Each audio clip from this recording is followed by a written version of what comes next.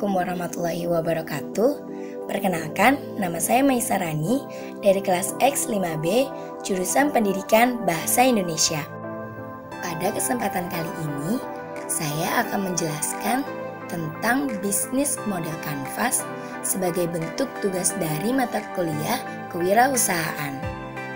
Sahabat bahasa, tahukah kamu apa itu bisnis model kanvas? Bisnis model kanvas adalah cara untuk menggambarkan model bisnis secara menyeluruh dalam bentuk visual di satu halaman. Dengan bisnis model kanvas, kita bisa memberikan rancangan berpikir tentang bisnis yang akan kita buat, memperoleh pemahaman bersama, memperoleh bahasa yang sama, dan membantu tim kita untuk lebih fokus dalam pembuatan produk yang kita inginkan. Bisnis model kanvas yang akan saya jelaskan yaitu dari produk jarum, jajanan rumah. Jarum atau jajanan rumah adalah bisnis online yang menjual berbagai cemilan seperti kentang Mustafa, asinan Betawi, keripik singkong, dan keripik pisang. Produk ini bukan hanya memiliki rasa yang gurih dan lezat, tetapi menjual produk dengan harga yang sangat terjangkau.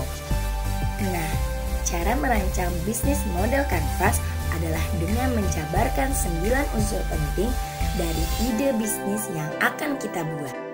Yang pertama, customer segment. Customer segment membahas tentang siapa target pasar yang akan kita tuju pada bisnis produk yang kita punya. Target pasar pada jajanan rumah yang pertama yaitu mahasiswa, kedua ibu rumah tangga, yang ketiga pelajar, yang keempat pegawai kantor, yang kelima anak-anak. Dari rancangan pertama, kita menjadi punya bayangan terhadap solusi yang tepat dari masalah yang mereka hadapi.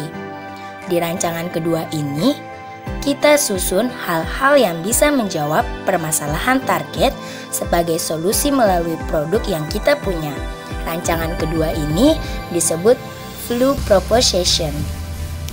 Di rancangan kedua ini, produk jajanan rumah memecahkan permasalahan konsumen dengan memberikan harga terjangkau, berbagai macam varian, menggunakan merek dan logo yang mudah diingat, produk yang halal, praktis, dan melestarikan makanan tradisional.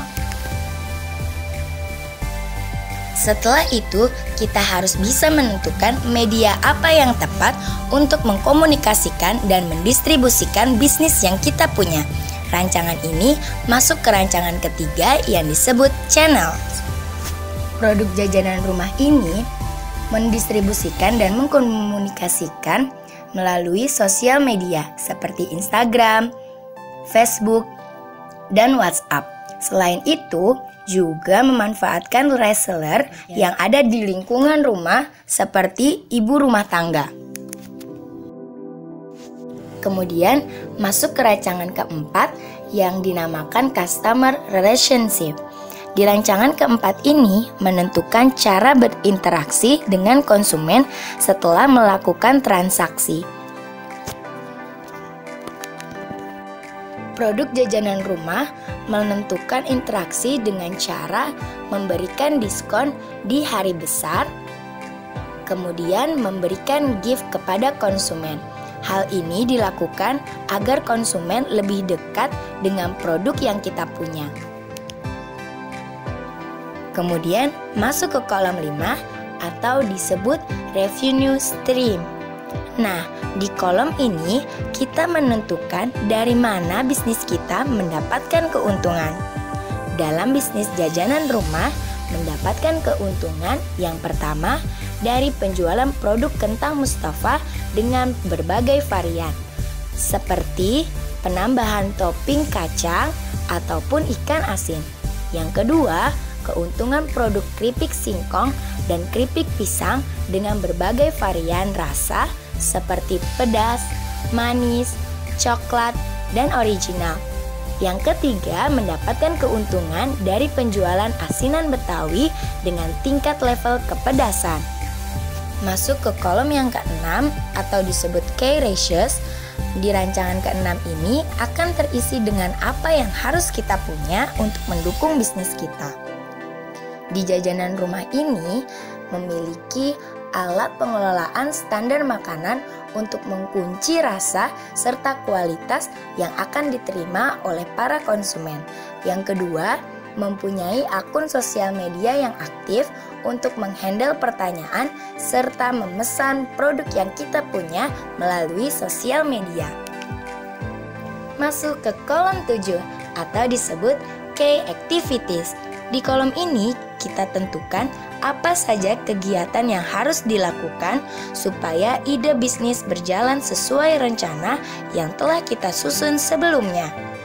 Di jajanan rumah ini yaitu menyiapkan promosi produk seperti di jajanan rumah, melakukan promosi produk dan update produk di sosial media, terutama apabila jajanan rumah mempunyai varian rasa atau tingkat kelevelan yang baru yang belum diketahui oleh konsumen.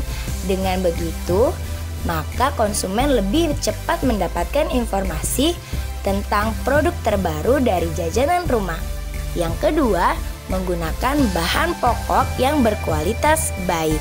Dengan begitu, konsumen akan senang menggunakan produk yang kita punya. Masuk ke kolom 8 yang disebut key partner.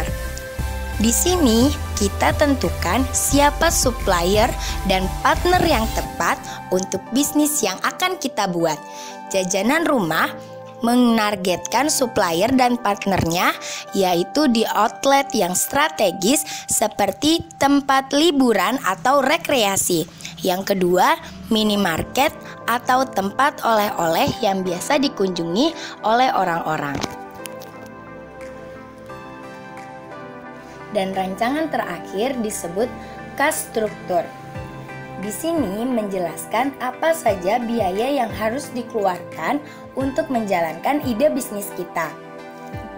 Jajanan rumah mengeluarkan biaya untuk bahan pokok produk, kuota internet, biaya kemasan, biaya pembuatan produk, dan biaya promosi.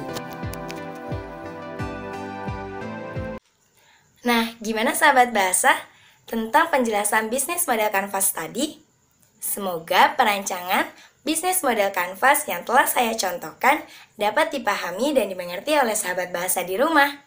Mohon maaf apabila masih ada kekurangan dalam penyampaian materi. Wassalamualaikum warahmatullahi wabarakatuh. Jangan lupa like, share, and subscribe.